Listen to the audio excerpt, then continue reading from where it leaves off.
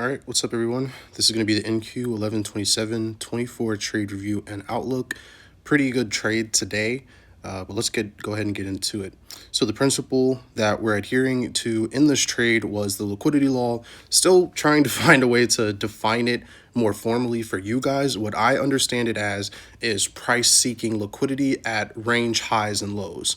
So if I were to put like a formal definition, that's what I would say is price is always seeking liquidity at range highs and lows, or just simply highs and lows, right? And that's what generates trending markets that we see from the market structural standpoint. All right, so the trade idea that I was looking at was a micro inefficiency continuation. So when I say micro, I'm not talking about like the seconds time frames. I'm talking about it from a structural standpoint that I've generated to fit how I perceive the markets. So my macro, once again, is like the 4-hour time frame. If I'm going to assign a time frame to it, that's my macro perspective. That means all of my trade ideas are derived from the 4-hour.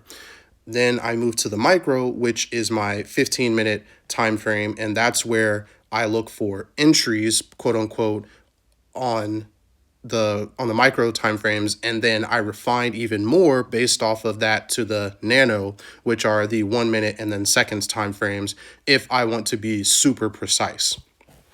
All right, but that was the micro efficiency continuation. So I did trade off of the 15-minute today, and then my target liquidity was at 2,700 price point on the CFDs. I'm trading CFDs currently, not futures at the moment, as I continue to build up my account. All right, so that's my trade idea, and this right here was the trade. So as you can see, let's go ahead and mark it up here as we go through the static. This was a 15-minute inefficient pricing notated by this black line, that black line. I entered at 50%, and the target was this previous low. Yes, I could have aimed for this low, or really would be this low, but I decided to go ahead and aim for this previous low. Now, I do want to point out that I have this green box here notated on the screen, but what's funnily enough is I broke even on this trade. So originally I had an entry here at the open of this candle, at the open of that green box there, and my stop loss was here. So it was a pretty large. I incorporated all of, or most of the risk range here, or the sponsor candle, and I got a pretty nice reaction. And so I moved my stop loss to break even, expecting price to continue to roll over going towards that low. And ultimately, price came back and decided to mitigate something inside of the top of that wick there, and then gave the price move to go down to the low side. So I ended up breaking even, and I was like, okay, well, if I broke even, now it just means I got to set up and be a little bit more conservative and wait for another entry, knowing that price from the macro perspective is bearish. I pointed that out in pretty much, I think, the last 4 trade reviews and outlooks, and then knowing that, hey, the immediate target, intraday target, or micro target would be this low at 2,700. 2,704 here on the charts, but I'm 2,700. And so, okay, so what happened was price ran this low right here, and let me go ahead and clear up some of the charts. Price ran that low right there, and so that ended up generating, and then we had a reaction that broke structure to the upside. And so that generated a range to trade off of from there and here, okay? And so because of that, I identified inside of that range a inefficient pricing inside of that area to play off of. And so I took my entry at 50%, had my stop loss just above the high of the inefficiency based on those entry rules, and targeted that low. And as you can see, I caught, if you're looking at futures, it's 213 points, but on the CFDs, it's 2,137 pips is what I caught. All right, so that was a really good trade. But now let's go ahead and get over here to TradingView and show you what it looks like on the live charts. And I may end up getting another potential entry here for continuation. I did take profit at this low fully, so if price were to come back, I'll look there. So like I said before, let's go ahead and zoom out to the 4-hour. So initially, still looking for 19,900 to be the low that's going to be taken out. Ooh, that's not it there. So about 19,900, so 19,916 specifically. And as you can see, price gave a run here, which I did catch a play off of this down, or in continuations down in this here, I talked about in the previous reviews, but price ultimately came back up and mitigated something inside of this wick. It's not really important, but just know that price did that. And because price did that, it then gave a reaction to the low side. And so as I came to the charts at the time, what I saw was this reaction to the low side. And when I looked at it from the 4-hour perspective, I'm like, okay, something's going on inside of this wick based off this reaction that shows clear bearish intent to continue price down to the low side. Now, one thing I want to point out here, notice the reason why I'm still bearish on this is simply momentum and volume. Look at how fast price came down and look how slow price came up. This, to me, just looking at it from a logical standpoint, the bears have very strong interest in pushing this market down if I'm going to frame up a narrative for it. And the bulls are trying to push it up, but it's very, very, very jagged, very, very slow. They don't have enough power to push price up. So ultimately, once price got up to balancing, I guess, this range from this high down to this low and balanced here, the bears took control, and now we're starting to get another bearish run, which I wouldn't be surprised if we do get here by next week. All right, so anyway, the reaction here on the 4-hour was shown in this wick, so that was my risk range, was this entire wick here.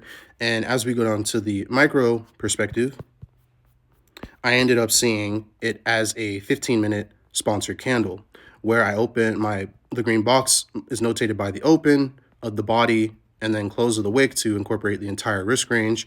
And so as I drag that out, as we can see, the reason why I chose this candle as my sponsored candle is, one, we have it mitigated a previous candle or previous liquidity to the left, uninterrupted price action that broke a previous low, which is this low here. Okay. And then price decided to started to push back up. So as we stalled out, we generated liquidity here, generated liquidity here. We had uninterrupted price action running to the low side there, taking out a low. This is just ripe for the picking. So I ended up taking a trade off of this, and like I said, ended up breaking even. But ultimately, I was like, oh, okay, cool, whatever. Let me see what happened down on the 1-minute time frame to see if I can frame up another trade setup, which I did take a trade off of this, and I profited about 2,900 before this, but that's not the point of this review. Anyway, price reacted from this wick here. Once again, same thing, this green candle right there, price reacted from it. And if I were to, so you can see, boom, price reacted from it there and then drove lower. And so ultimately I took a trade off of that. I took profit at this low, and then ultimately that framed up this trade from this high down to this low, and we pull back into that 15-minute inefficient pricing or micro inefficient pricing. Now, I didn't go any lower for this particular trade setup here because I saw this as like, yeah, there's no need to go lower. I see clearly that this is inefficient pricing. Everything's checking out for bearish price action, bearish sentiment. So I'm just going to go ahead and take this at the entry at 50%. And if you want to look at it for someone who needs visual aid, this is what the trade ended up looking like. My stop loss there, so about 11, and then my target there. So this is about a 19-to-1 risking 1% trade setup. So this is 110 pips is what, or 111 pips I was risking for potentially 2,134 pips. All right. So that's that trade. Now let's go ahead and get into the outlook. Ultimately, so now what I'm going to do is clear my charts. I can do this a lot more easy. All right. So now that we've gotten price reacting from here, and essentially I see no reason, let me back up. Now that we have the reaction, bearish reaction, and for me, what I see as completion of this bearish range from here to here, okay? Now that we see that, what I see now from market structural standpoint is price should be looking to seek liquidity at this low immediately, right? Where we are poised to go and take out this low. Now, once we do that, depending on how price reacts, we shouldn't then follow to start taking out previous lows externally of this range here. And then we'll see what happens from there. But I'm not looking too far. I'm focused on immediate price picture inside of this bearish trading range.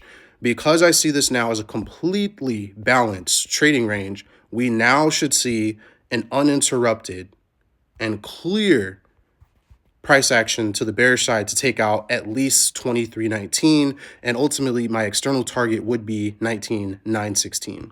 Now, if this does not occur and bullish price action begins to form, then obviously we've now completed this range, so then we'll just continue higher, and the ultimate the initial target will be the range high. And that's just due to the fact that if this was what they exercise, was this trade right here, this small trade there, and do not continue pressing price lower, then the bulls will take over and we'll start, trending higher again, which I'll call that the counter narrative to right now. But currently, we are definitely bearish. Everything is pointing towards bearish from this perspective, from the macro perspective. For me, everything's aligning up. We got the bearish completion of the range. We're looking at bearish price action. We're getting very strong bearish runs compared to the bullish runs. They're very jagged, they're short, and they're very long-lived. Compared to the bearish, they're very quick and voluminous. All right. So that being said, once again, the macro perspective for me, I'm bearish on NASDAQ. I'm looking to see this low at least next week, because NFP is going to be next week, 23.19, which is that's easy to take out. This low to be taken out, and then ultimately still looking for this 19.916 price target. But yeah, that's it for the NQ trade review and outlook. Hope you learned something. Peace.